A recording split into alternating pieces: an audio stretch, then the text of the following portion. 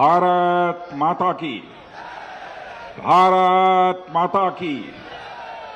बहुत बहुत धन्यवाद। उत्तर प्रदेश भारतीय जनता पार्टी के अध्यक्ष,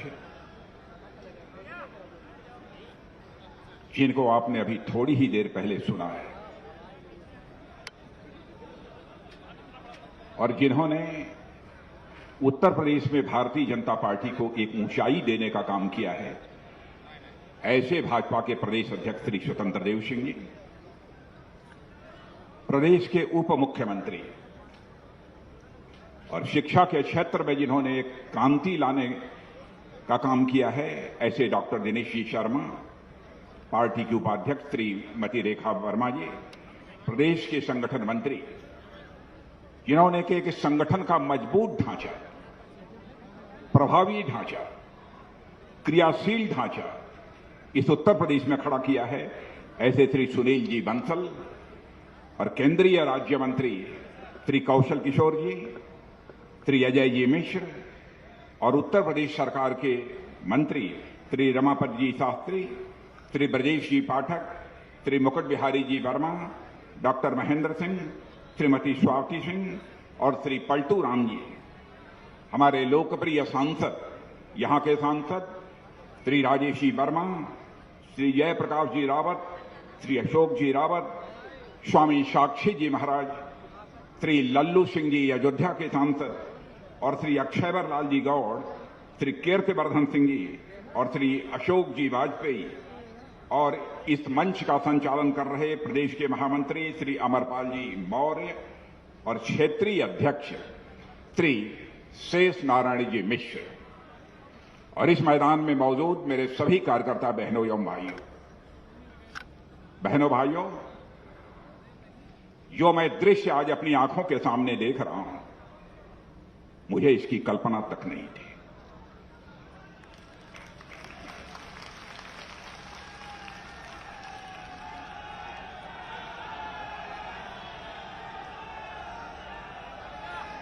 और मेरे कार्यकर्ता बहनों भाइयों, मैं दावे के साथ कह सकता हूं आज यह दृश्य देखने के बाद कि उत्तर प्रदेश में भारतीय जनता पार्टी को 2/3 से अधिक बहुमत से विजय हासिल करने से अब दुनिया की कोई ताकत रोक नहीं सकती है।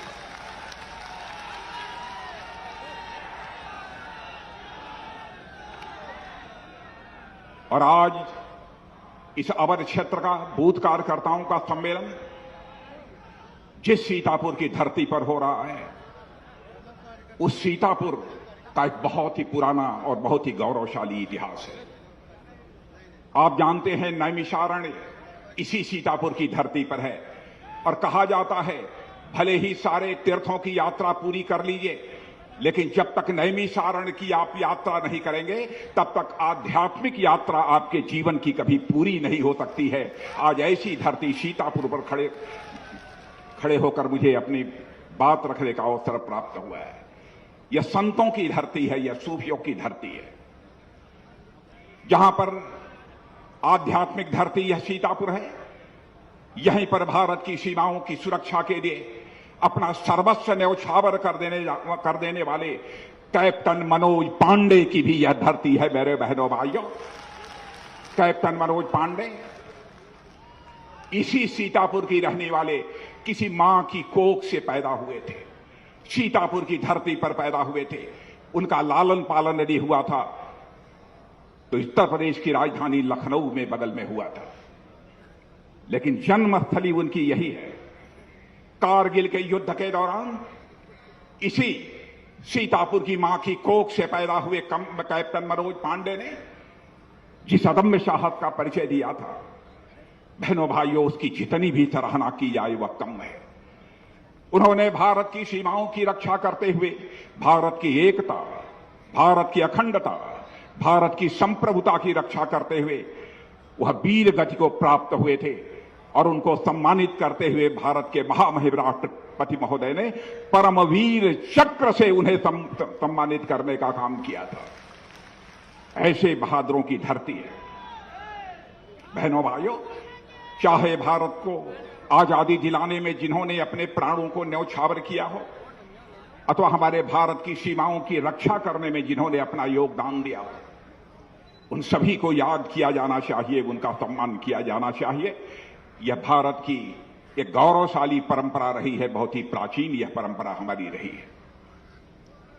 शायद समाचार पत्रों के माध्यम से आपको इस बात की भी जानकारी मिली होगी, आज के कुछ ही दिन पहले क्या 7 दिन पहले 18 तारीख को भारत और चीन की सीमा रिजांगला, यहां पर इस बार भी भारत और चीन के बीच जो स्टैंड ऑफ हुआ था, आमना सामना हुआ था, उस भारत चीन की सीमा रेजंगला बैंक वहां पर गया हुआ है। बहनों भाइयों, मुझे यह बतलाया गया कि आज तक कोई रक्षा मंत्री रेजंगला नहीं जा पाया है, क्योंकि वहां पर -20 डिग्री का टेम्परेचर होता है। मैंने कहा कि यदि हमारे बहादुर जवान यदि रेजंगला में -20 डिग्री के टेम्परेचर में खड़े होकर भारत की सीमाओं की रक्षा कर रहे हैं,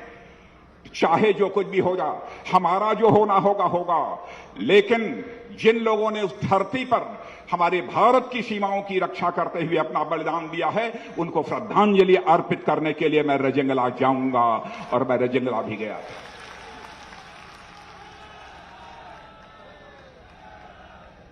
उसके 4 महीने पहले जब मैं लद्दाख गया हुआ था, तो लोगों ने 1962 में भारत और चीन के बीच जो युद्ध हुआ था उसका इतिहास मुझे बतलाया। उन्होंने कहा कि साहब, कमाल किया था भारत के सैनिकों ने। 124 की संख्या थी भारत के सैनिकों की, और उधर से चीन के हजारों की संख्या में लोग थे, लेकिन अपने देश की सीमा की रक्षा करते हुए 124 में से 114 हमारे भारत के सेना के जवानों ने अपना बलिदान दिया था और भारत की सीमाओं की रक्षा की थी। हजारों की संख्या में उधर से लोग मारे गए थे। मैंने पूछा उनके सम्मान में वहां कुछ बना हुआ है कि नहीं। उन्होंने कहा कि साहब, एक स्मारक छोटा बना हुआ है। मैंने कहा मैं उस स्मारक के बारे में जानना चाहूंगा, वह कैसा स्मारक है। उन्होंने कहा साहब, एक पोल खड़ा हुआ है। बहनों भाइयों, उसी समय मैंने आदेश दिया था, चाहे जितना भी पैसा खर्च हो, उसी रेजांगला की धरती पर उन हमारे शहीद नौजवानों के सम्मान में एक भव्य वार मेमोरियल बनाया जाना चाहिए, और उस वार मेमोरियल का निर्माण हो चुका है। उसी का उद्घाटन करने के लिए मैं रेजांगला गया, और मैं तो यह मानता हूं, भारत की एकता, अखंडता और संप्रभुता की रक्षा के लिए जैसे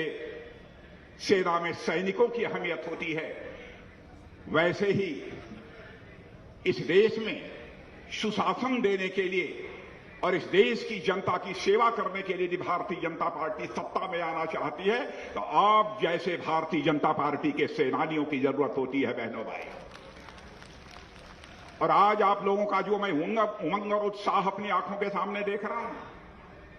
आपके चेहरे की जो मैं चमक देख रहा हूं, मेरे बूथ के कार्यकर्ता बहनों भाइयों,